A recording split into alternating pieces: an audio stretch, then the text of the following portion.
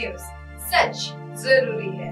नमस्कार, MNS news live में आप सभी का स्वागत है। मैं हूं आपके साथ आंचल। तो आइए देखते हैं देश और दुनिया की तमाम बड़ी खबरें। श्री अन्न महोत्सव में शामिल होंगे केंद्रीय गृह मंत्री अमित शाह। हल्द्वानी में 7 और 8 अक्टूबर को आयोजित होने वाले दूसरे श्री अन्न महोत्सव में केंद्रीय गृह मंत्री अमित शाह भी शामिल होंगे। इस महोत्सव को लेकर राज्य में कृषि एवं कृषक कल्याण मंत्री गणेश जोशी 20 सितंबर को हल्द्वानी में कार्यक्रम स्थल का निरीक्षण करने के अलावा अधिकारियों के साथ बैठक भी करेंगे। मंगलवार को हाथीबट कला स्थित कैंप कार्यालय में मंत्री गणेश जोशी ने आगामी अक्टूबर माह में हल्द्वानी में आयोजित होने वाले श्री अन्न महोत्सव की तैयारियों के संबंध में विभागीय अधिकारियों के साथ बैठक की। मंत्री ने 7 और 8 अक्टूबर को हल्द्वानी में MB इंटर कॉलेज मैदान पर आयोजित होने वाले उत्तराखंड श्री अन्न महोत्सव के कार्यक्रमों की रूपरेखा को लेकर अधिकारियों को आवश्यक दिशा निर्देश गए। कृषि मंत्री जोशी ने महोत्सव की सभी तैयारियों को स्वयंबद्ध तरीके से एवं सुनियोजित ढंग से पूरा करने के लिए भी अधिकारियों को निर्देशित किया है। मंत्री जोशी ने बताया कि श्री अन्न महोत्सव के पहले दिन केंद्रीय गृह एवं सहकारिता मंत्री अमित शाह और प्रदेश के मुख्यमंत्री पुष्कर सिंह धामी सहित मिल्स प्रदेशों के कृषि मंत्री कार्यक्रम के प्रतिभाग करेंगे। उन्होंने कहा कि उत्तराखंड में मुख्यमंत्री धामी के नेतृत्व में प्रदेश सरकार मिलेट्स के प्रोत्साहन और विपणन के लिए निरंतर कार्य कर रही है।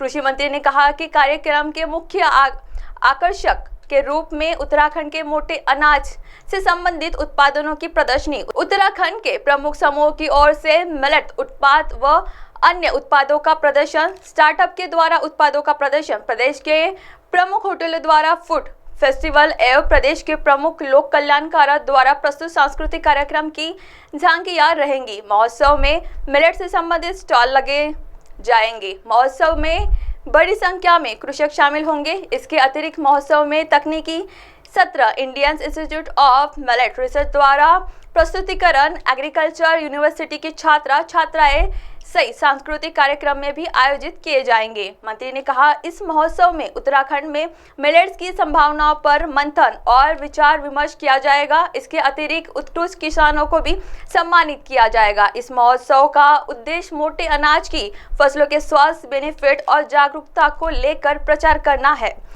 उन्होंने भरोसा जताते हुए कहा कि निश्चित ही इस पहल के माध्यम से सकारात्मक परिणाम आएंगे और किसानों की आयु दोगुनी करने के संकल्प को भी मजबूती मिलेगी। इस मौके पर सचिव कृषि दीपेंद्र चौधरी, DG कृषि रणवीर सिंह चौहान, अपर निदेशक KC पाठक, जैविक बोर्ड के MD विनय कुमार और सहित अन्य अधिकारी उपस्थित रहे। इस मौके पर सचिव कृषि दीपेंद्र चौधरी, DG कृषि रणवीर सिंह चौहान, अपर निदेशक KC पाठक, जैविक बोर्ड के MD विनय कुमार सहित अन्य अधिकारी भी उपस्थित रहे। आइए बढ़ते अब अगली खबर की ओर। महिला आरक्षण विधेयक पर कांग्रेस ने उठाए सवाल।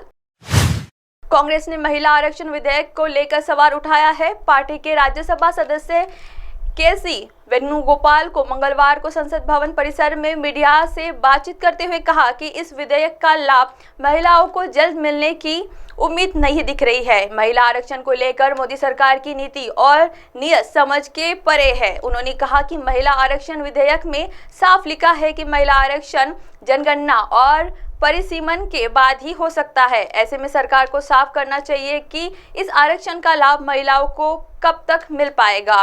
वेणुगोपाल ने कहा कि महिलाओं के आरक्षण के तहत SC, ST और का आरक्षण तो ठीक है, लेकिन OBC भी आरक्षण का इंतजार कर रहा है। आइए बढ़ते अब अगली खबर की ओर। PM मोदी ने राज्यसभा सदस्यों से नारी शक्ति वंदन अधिनियम का सर्वसम्मति से समर्थन करने का किया आग्रह।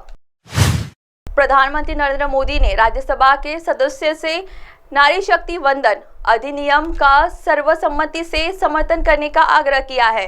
प्रधानमंत्री ने मंगलवार को नए संसद भवन में राज्यसभा को संबोधित करते हुए लोकसभा में पेश नारी शक्ति वंदन अधिनियम का जिक्र किया। उन्होंने कहा कि जब हम जीवन की सहजता की बात करते हैं तो उस सहजता का पहला हक महिलाओं का है। उन्होंने कहा कि महिलाओं की नेतृत्व वाला विकास G20 में चर्चा का सबसे बड़ा विषय था।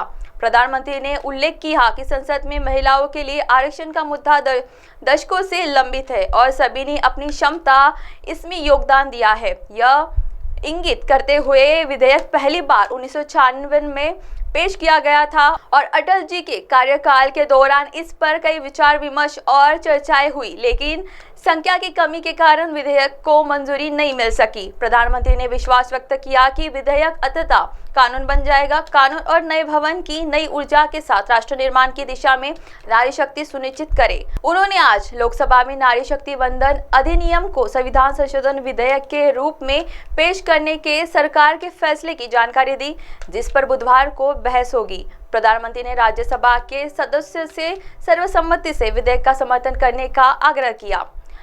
सदन को संबोधित करते हुए प्रधानमंत्री ने कहा कि आज का अवसर ऐतिहासिक और यादगार है। यह देश यह देखते हुए कि राज्यसभा को संसद का उच्च सदन माना जाता है। प्रधानमंत्री ने संविधान के निर्माताओं के इरादों को रेखांकित किया कि सदन एक दिशा देते हुए राजनीतिक प्रवचन के उतार चढ़ाव से ऊपर उठकर गंभीर बौद्धिक चर्चा का केंद्र बने। प्रधानमंत्री ने सर्वपल्ली राधाकृष्णन को उद्धृत करते हुए कहा कि संसद सिर्फ एक विधायी निकाय नहीं बल्कि एक विचार विमर्श करने वाला संस्था है। मोदी ने कहा कि राज्यसभा में गुणवत्तापूर्ण बहस सुनना हमेशा सुखद होता है। उन्होंने कहा कि नई संसद सिर्फ एक नई इमारत नहीं है बल्कि एक नई शुरुआत का प्रतीक भी है। उन्होंने कहा कि अमृतकाल के भोर में यह नई इमारत 140 करोड़ भारतीयों के एक नई ऊर्जा का संचार करेगी। पिछले 9 वर्षों के लिए निर्णयों पर प्रकाश डालते हुए प्रधानमंत्री ने उन मुद्दों की ओर ध्यान दिलाया जो दशकों से लंबित थे और जिन्हें स्मारकीय माना जाता था। प्रधानमंत्री ने कहा, ऐसे मुद्दों को छूना राजनीतिक दृष्टिकोण से एक बड़ी गलती मानी जाती है। अब आप हमारे चैनल को आपके मोबाइल पर भी देख सकते हैं। मोबाइल ऐप पर देखने के लिए प्ले स्टोर से MNS न्यूज टीवी आप डाउनलोड करें।